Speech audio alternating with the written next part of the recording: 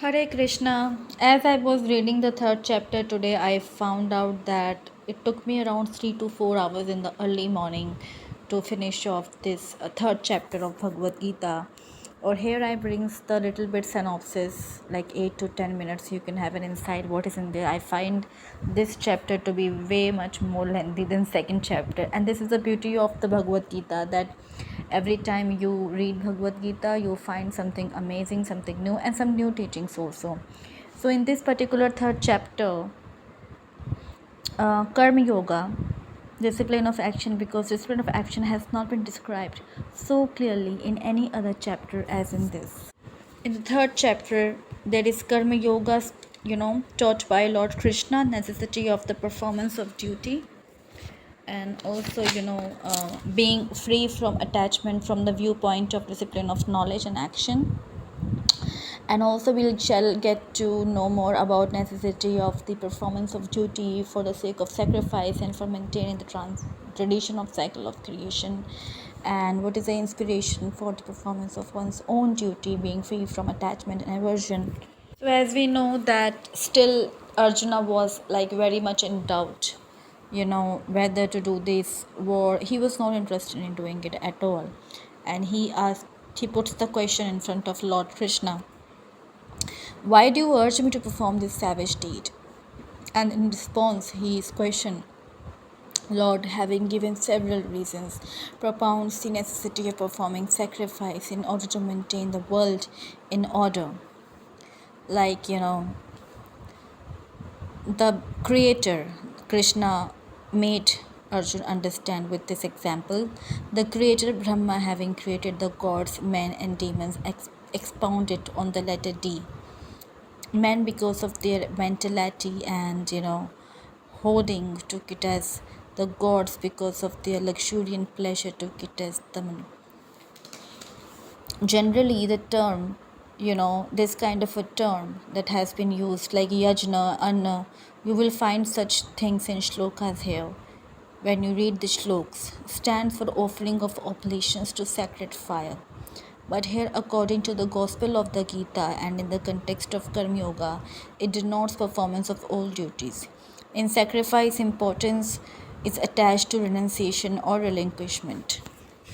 Now, Arjun has asked various questions, such as how does the all-pervading God remain manifest only in sacrifice? Does he not remain in the remain present at other places?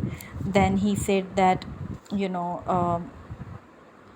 O Parth, he said, Lord Krishna to Arjun, he who does not in this world follow the cycle thus set into the motion is sinful, and sensual desire lives in vain.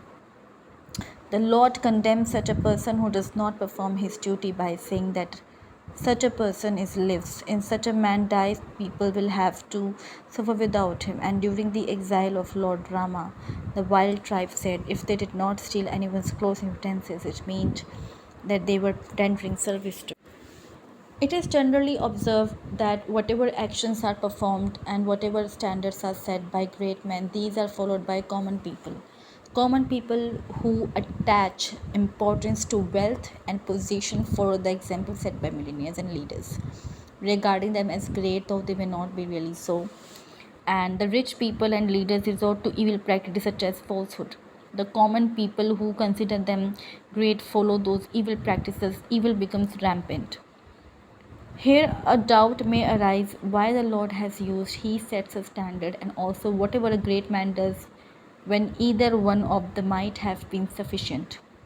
The clarification is that though the need is important, yet a great man cannot perform acts of the people from different castes, orders of life. He sets a standard by his word, quoting scriptures and historical characters, so the people of other castes, orders of life and creed, etc., by performing their duty. And by following his advice, they start to perform their duty according to their caste, creed, and other orders of life. Krishna also said in the following verses that persons who always follow this teaching of mine with faith, like Lord has outlined his teachings in the preceding verses, that Those persons who always follow his teachings of mind with faith are without question released from the bondage of all actions. The Lord teaching is called an universal doctrine. Here, the Lord's teaching or discipline has been described by the term Matam. The Lord, out of his natural simplicity and absence of vanity, has called the universal principle as mere Mata. Okay, and in fact, all objects belongs to Lord, but by an error, a man regard these as his own. So whatever a person has this ego that this is my car, this is my house, this is my money, my debit, my credit card, this is the good thing I have done, I shall take credit of. It's not you have done, that Lord Krishna has given you. Okay, so it's all belongs to him, whether you have failed, whether you have got success. Even if you have this sense to do karma, that you stay motivated to achieve your goal in life, it's actually belongs to Lord Krishna. Therefore, the Lord, out of his grace and affection, urges him to surrender all actions and things to him so that he may attain eternal bliss, though he lacks nothing and is perfect. By expanding the meaning of Karma Yoga, Krishna says to Arjun, he alone can render true service to others who never requires anything for himself. The desire for money in lieu of service is no doubt a desire, but an inclination to serve is also a desire because it results into desire for riches. A striver should not have a desire to acquire money, even for rendering service to others. If he gets an opportunity, he should render service according to his sources, but he should have no desire to render service. He who derives pleasures by rendering service to others or has the sentiment that people are benefited by him. If a striver derives pleasure out of this, it gives birth to attachment. Does anyone want reward for having washed his face with his own hands? How can a service be rendered without objects and money? So, what is the harm if anyone desires money and objects in order to render service? So, Lord Krishna answers this to Arjuna as service with material objects is a gross type of service. Real service is sentimental feeling and not in action. Action leads to bondage, while service releases from the bondage. A striver should always have the feeling that no one should ever suffer in the least. Everyone is free in having such generous feeling, and this feeling is a service itself. Actions and objects are limited, while feeling of generosity is unlimited. So a striver can attain the unlimited Lord. By unlimited feelings, how can he be attained by the limited resources such as actions and objects? Lord Krishna in third chapter also spoken about discipline of action, Prakriti. So nature means Prakriti and its evolution, body and world are different from God and the self. Duty of the self is one's duty, while the duty of nature, the body and the world is the duty of another. Absence of modification, flawlessness, imperishability, eternity, desirelessness and non-attachment are duties of the self. Renunciation means the action of discipline of action, knowledge, discipline of knowledge and love, discipline of devotion being axiomatic as own duty. And these need no practice, as practice is done by body. To be united with God in one's own duty, while to be a pleasure seeker is a duty of another. So the self is a fragment of God, while the body is a fragment of nature.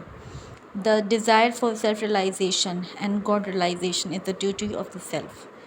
A desire for one's ultimate good is one's duty because, being a fragment of God, one's own desire is the desire of God Himself and not that of the world. So, that has been all spoken about the Sankhya Yoga and the Karma Yoga. Okay, and so this is the thing. It is also a bit of a long chapter, I find it. It is quite interesting. You can keep a water bottle along with you while you read this.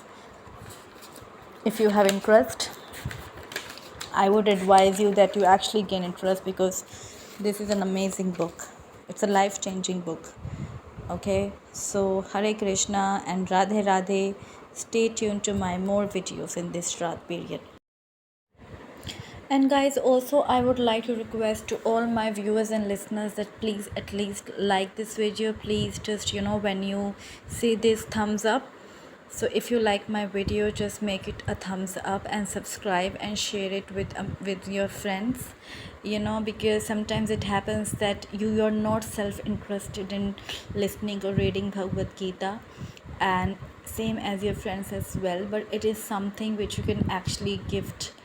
It is the best gift that you can give to your friends. You can forward this video to your friends as well, so they can attain bhakti, they can get the knowledge of Bhagavad Gita, because you have to go with the baby steps if you are in bhakti.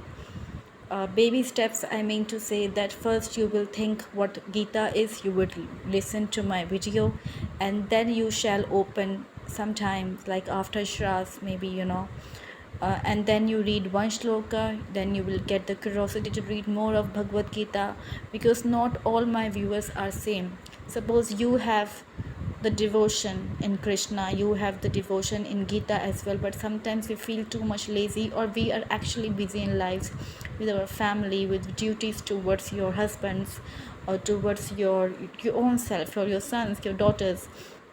You don't get the time to read Gita. Okay, but this is just a one baby step. Lord Krishna has always said that whoever comes to my bhakti, the Radha has told Krishna that never let them off. Sometimes you take a baby step and then you fall down. Again, you take a baby step towards Krishna and bhakti, you fall down. But never lose your patience. And same happened with this book as well. I'm very much thankful to you that you have stayed tuned and you are actually, like seeing my videos. It's just a request that please just press on that thumbs up button, and subscription is something which you will get the notification on your board. I'm here.